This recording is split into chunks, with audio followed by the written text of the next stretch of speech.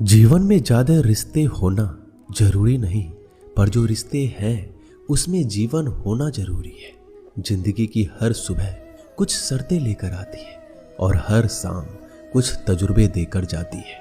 तूफान भी आना जरूरी है जिंदगी में, तब जाकर पता चलता है कौन हाथ छुड़ाकर भागता है और कौन हाथ पकड़कर। सोच का ही फर्क होता है, वरना समस्याएं आपको कमजोर नहीं बल्कि मजबूत बनाने आती है। अकेले हो तो विचारों पर काबू रखो और सबके साथ हो तो जुबान पर काबू रखो। कोई भी रिश्ता अपनी मर्जी से नहीं जुड़ता, क्योंकि आपको कब कहां किससे मिलना है यह ऊपर वाला तय करता है। मान और सम्मान की लड़ाई में कभी अकेले रहना हो तो रह लेना, लेकिन किसी के सामने खुद को टूटने मत देना, क्योंकि जब खुद का सम्मान करोगे तभी दूसरों से सम्मान पाओगे। दिल साफ और मकसद सही हो तो यकीन रखो किसी ना किसी रूप में ईश्वर आपकी मदद करते हैं। कभी भी किसी पे आंख बंद करके भरोसा ना करें, क्योंकि दुनिया इतनी भी अच्छी नहीं है कि आपके भरोसे को कायम रख सके। खत्म तो सब धीरे धीरे होता है, बस पता अचानक लगता है। मुश्किल वक्त दुनिया का सबसे बड़ा जादूगर है, क्योंकि वह एक पल में आपके चाहने वालों के चेहरे से नकाब हटा देता है। गलती जीवन का एक पन्ना है, लेकिन रिश्ता पूरी किताब है। जरूरत पड़ने पर गलती का एक पन्ना फाड़ देना, लेकिन एक पन्ने के लिए पूरी किताब को मत खोना। किरण चाहे सूर्य की हो या फिर आशा की, जीवन के सभी अंधकार मिटा देती है। सब्र और सच्चाई एक ऐसी सवारी है जो कभी अपने सवार को गिरने नहीं देती, ना किसी के कदमों में ना किसी के नजरों में। अकेले चलना और आगे बढ़ते रहना आसान नहीं होता, लेकिन अगर हार ना मानी जाए, अपने आप को धोखा ना दिया जाए, तो आखिर में एक बेहतरीन कामयाबी हासिल होकर ही रहती है।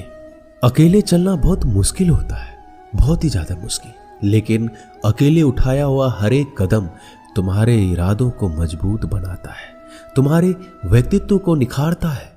श्री कृष्ण कहते हैं, हर वो इंसान जो अपनी लड़ाई अकेले लड़ रहा है, अपना रास्ता अकेले तय कर रहा है, लोगों की कड़वी और चुभती हुई बातों को अकेले सह रहा है, बस अपने रास्ते पर चलते रहो और आगे बढ़ते रहो। मैं तुम्हारा साथ अवश्य दूंगा।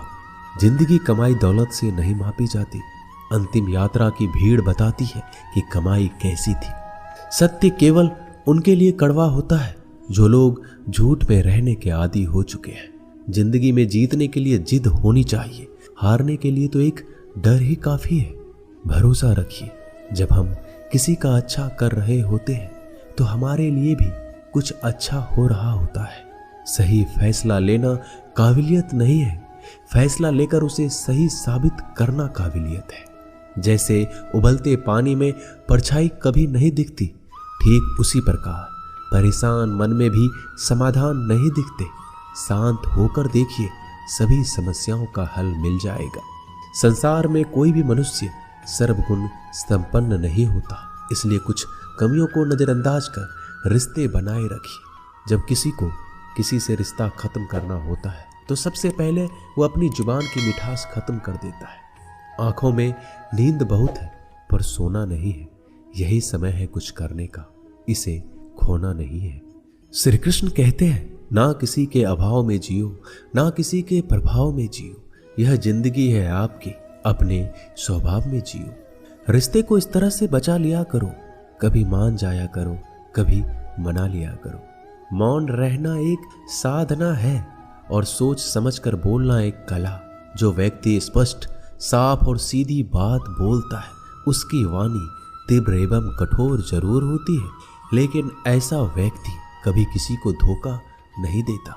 जो प्राप्त है वही पर्याप्त है। इन दो शब्दों में सुख बेहिसाब है।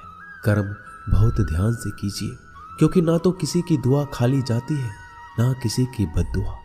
कभी याद रखना कि अगर ये दुनिया भेड़ियों का एक जंगल है तो तुम उन भेड़ियों के राजा हो। कहते हैं कि शिकार की तलाश में निकला भेड़िया उन भेड़ियों से ज्यादा भूखा होता है जिन्होंने अपने शिकार को पा लिया हो। तो तुम्हें बस इसी भेड़िए की तरह बनना है जो अपने शिकार की तलाश में भूखा हो। उसका दिमाग तेजी से काम कर रहा हो कि भूख कैसे मिटाया जाए, और ये भूख है कामयाबी की, दूसरों से कुछ अलग कर दिखाने की भूख, लोगों की निंदा से परेशान होकर रास्ता ना बदलना, क्योंकि सफलता शर्म से नहीं साहस से मिलती है। जीवन में आपको रोकने टोकने वाला कोई है तो उसका एहसान मानिए, क्योंकि जिन बागों में माली नहीं होते वह बाग जल्दी उजड़ जाते हैं। जो लोग मन में उतरते हैं उन्हें संभाल कर रखिए, जो लोग मन से उतरते हैं उनसे संभल कर रहिए। बुद्धिमान लोग कभी इतिहास नहीं रचते, वो तो सिर्फ इतिहास को पढ़ते हैं। इतिहास तो पागल लोग रचते हैं जिन पर दुनिया हंसती है। जिंदगी में इन दो लोगों से हमेशा दूर रहना, एक जो व्यस्त रहने का दिखावा करता है और दूसरा घमंडी, क्योंकि खुद को व्यस्त दिखाने वाला व्यक्ति अपनी मर्जी से बात करेगा और घमंड वाला व्यक्ति अपने मतलब से याद करेगा। किसी को धोखा देकर ये मत समझो कि आप चालाक हो, ये सोचो कि उस इंसान को आप पर विश्वास कितना है। ये इंसान की फितरत है, यदि आप उसका एक बार सहायता ना करो तो वो आपके द्वारा पहले की गई सारी सहायताओं को भूल जाता है। घमंड के अंदर सबसे बुरी बात यह होती है कि वह सामने वाले को कभी महसूस नहीं होने देता कि वह खुद ही गलत है। हमेशा याद रखना कि समस्याओं का कोई आकार नहीं होता, वो तो आपके हल करने की क्षमता के अनुसार बड़ी या छोटी हो जाती है। इंसान को इंसान धोखा नहीं देता, बल्कि वो उम्मीदें देती है जो वो दूसरों से रखता है। जिंदगी में किसी को उतना ही तकलीफ देना जितना कि तुम खुद बर्दाश्त कर सको, क्योंकि तकलीफ देने में बहुत मजा आता है, लेकिन जब खुद के ऊपर आती है तो बहुत रोना आता है। जिंदगी में कोई भी इंसान अपने आप को ऐसे नहीं बदलता। जिंदगी में कुछ ऐसे हादसे हो जाते हैं जो उस इंसान को बदलने पर मजबूर कर देते हैं। किसी के सामने गिड़गिड़ाने से ना तो इज्जत मिलती है और ना ही मोहब्बत। इसलिए अपने स्वाभिमान को हमेशा बनाए रखना। यदि आप में काबिलियत होगी तो वह खुद चलकर आपके सामने आएगा। नाराज मत होना कभी ये सोचकर कि काम मेरा और नाम किसी का हो रहा है। यहाँ सदियों से रुई और तेल जलते हैं, लेकिन लोग कहते हैं कि दीपक जल रहा है। यदि आपके सपने बड़े हैं तो फिर आपके संघर्ष कैसे छोटे हो सकते हैं। यदि कोई आपका विश्वास तोड़ता है तो आप उसका धन्यवाद करना, क्योंकि वही आपको सिखाता है कि विश्वास किसी पर बहुत ही सोच समझ कर करना चाहिए। यह इंसान बहुत ही खुदगर्ज है। जब किसी को पसंद करता है तो उसकी बुराई नहीं देखता, और जब किसी को नापसंद करता है तो उसकी अच्छाई नहीं देखता। जो दोगे वही लौट कर आएगा, फिर चाहे वह इज्जत हो या धोखा। दुआ कभी साथ नहीं छोड़ती और बद्दुआ कभी पीछा नहीं छोड़ती। डरिए मत कि हम गलती कर बैठे तो क्या होगा, क्योंकि गलतियों से ही तो सीखोगे। गलतियों से तो खुद का तजुर्बा आएगा। हारेंगे तो सीखेंगे और जीतेंगे तो सिखाएंगे। कई बार लोग कहते हैं कि मेरा तो समय ही खराब चल रहा है, मुझे समझ नहीं आता मैं क्या करूं, कैसे अपने बुरे समय को अच्छे समय में बदलूं। सच तो ये है, आपको एक चीज जो बुरे समय में जरूर करनी चाहिए और बहुत से लोग ये चीज करना छोड़ देते हैं। चलिए इसे समझते हैं इस कहानी के माध्यम से। एक बार एक बहुत ही गरीब किसान था। वह गरीब था, मेहनती था, खुश था। वह रोज सुबह उठकर भगवान से केवल 10 मिनट मंदिर में जाकर भगवान के आगे हाथ जोड़कर प्रार्थना करता था। उस किसान की पत्नी भी हर रोज किसान के साथ मंदिर जाती। प्रार्थना करके वो सारा दिन अपने खेतों में काम करता। उसका जीवन बहुत ही अच्छा चल रहा था।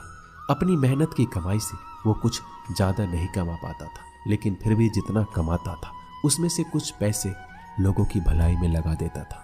एक बार उनके गांव में एक बीमारी फैल गई। किसान का इकलौता लड़का बहुत बीमार हो गया। किसान के गांव में इस बीमारी के इलाज के लिए कोई अच्छा डॉक्टर नहीं था। पास के शहर में उस लड़के को ले जाया गया। शहर के इस अस्पताल का इलाज बहुत ही महंगा था। उस बेचारे किसान के लिए अस्पताल की, डॉक्टर की फीस, दवाइयों का खर्चा आदि दे पाना बहुत मुश्किल था। किसान दिन प्रतिदिन हिम्मत हारता जा रहा था। एक दिन अस्पताल में बैठे बैठे वो इतना हताश हो गया कि वह जोर जोर से रोने लगा और कहने लगा, पता नहीं किस चीज का बदला ले रहे हैं भगवान। कभी वो खुद को कोसता तो कभी परमात्मा को। पर किसान की बीवी को अटूट विश्वास था परमात्मा पर। परमात्मा उनको इस मुसीबत की घड़ी में मदद करने जरूर आएंगे।